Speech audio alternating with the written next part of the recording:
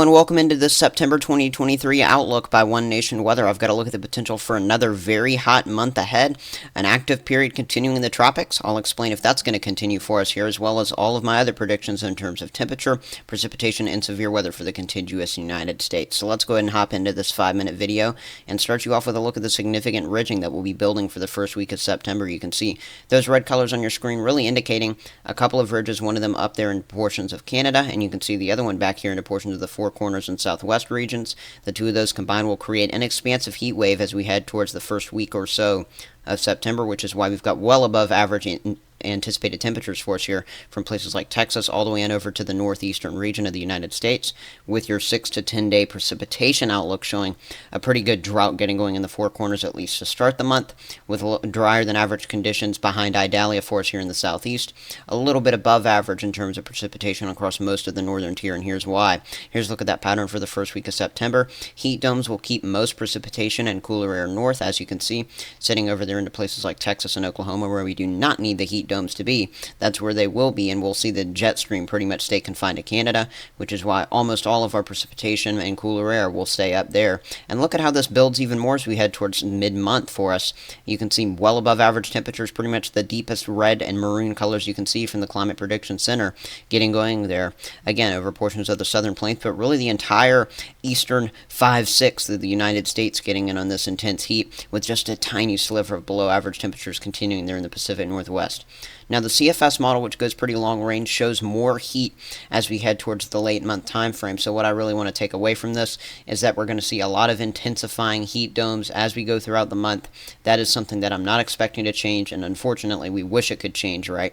Because we do not want any more of that heat and drought to continue over areas where we could really use the rainforest here in the central and southern United States. Here's a look at the weeks 3 through 4 temperature outlook.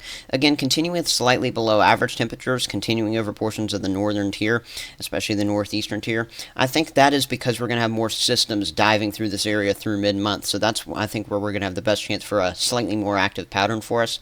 And Texas looks to be a big bullseye for more heat and drought throughout that time, as well as now some heat trying to build back on off towards the west. And I think we'll get more domes to also fill in along the west coast as we head towards late month. But here's my official September temperature forecast for overall. You can see intense heat, in fact major heat, continuing over portions of the southern United States where it has been the worst recently.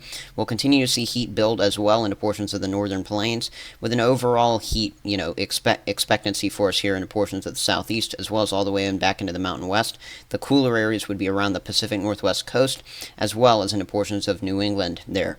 And then your September precipitation forecast looks like this. You can see coming off the Ohio Valley, moving on over into portions of the northeast. I think that area is going to be a little bit wetter than average for us here, as well as the chance for a few tropical systems later in the month. I think into portions of Florida, Georgia, the Carolinas, those areas I would watch those spots for an excessive influx in precipitation during that time, though it's not shown on here, especially with the tropics. Extreme drought continues for us there in Texas, with a little bit of rain starting to get going again in the monsoonal area there. Now, your September severe chance forecast looks like this. Overall in September, it's a pretty quiet month based on climatology, but I'd watch anywhere from the plains to the east coast for a little bit of severe weather, but I think the best chance is going to be coming around that Lake Erie area, as well as pushing on over into the mid-Atlantic.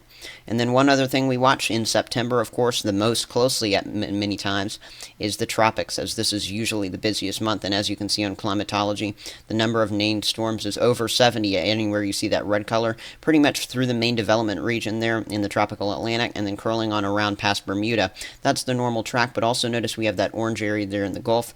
I would watch the Gulf in particular this month for a chance for some excessive activity of these storms, and any storm that does develop, of course, like we saw with Idalia, that could be a quite dangerous situation.